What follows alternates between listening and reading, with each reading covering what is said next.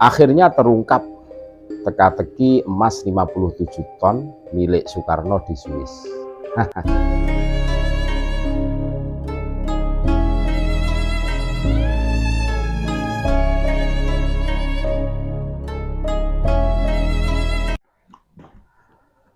Assalamualaikum warahmatullahi wabarakatuh. Saudara-saudaraku sebangsa setanah air, dimanapun Anda berada, berjumpa kembali dengan kami channel Bejo Dunya Akhirat. Sak bejo bejane wong kang lali, isih bejo wong kang eling lan waspada dan tetap NKRI harga mati. Akhirnya terungkap teka-teki emas 57 ton milik Soekarno di Swiss.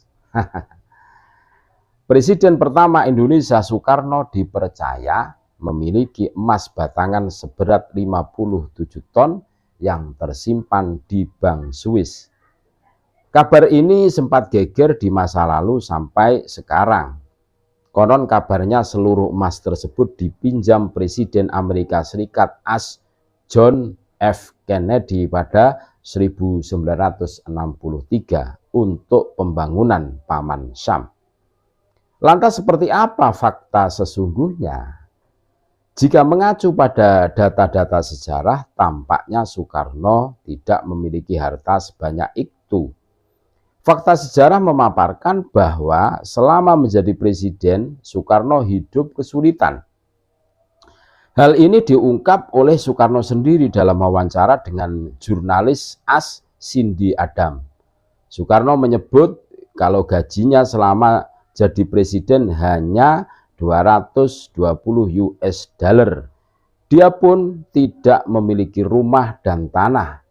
Karenanya wajar apabila dia hidup dari istana ke istana yang dimiliki negara.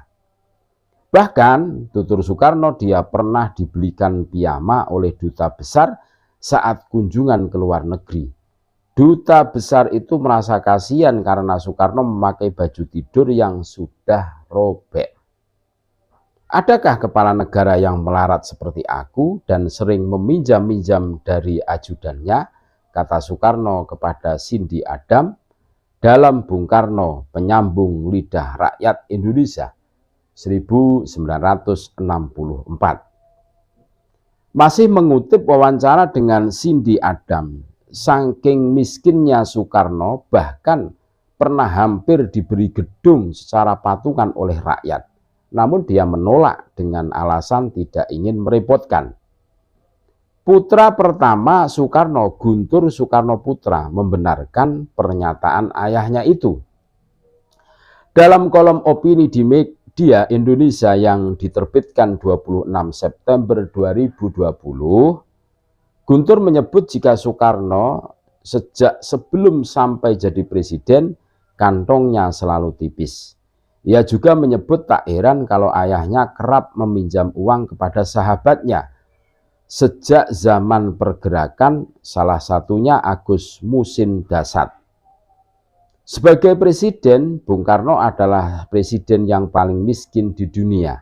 Ia tidak punya tanah, tidak punya rumah, apalagi logam-logam mulia seperti yang digembar-gemburkan orang selama ini, kata Guntur. Sejarawan Indonesia Ong Hok Ham juga membantah rumor harta segunung Soekarno lewat tulisan Kuasa dan Negara 1983. Ong mematahkan cerita itu dan memberi fakta sejarah sesungguhnya. Salah satu terkait cerita Soekarno mewarisi kekayaan kerajaan Mataram Islam. Kata Ong, tidak mungkin ada seorang mewarisi harta dari kerajaan kuno apalagi mewarisi batangan emas. Masalahnya, harta kerajaan kuno tidak sebesar yang dibayangkan. Apalagi saat itu Mataram Islam disebut masih punya utang kepada VOC. Ong juga menyebut kalau kisah harta Soekarno sebenarnya bisa dipatahkan dengan argumen sederhana. Jika punya emas, seharusnya Soekarno tidak melarat hingga akhir hayatnya.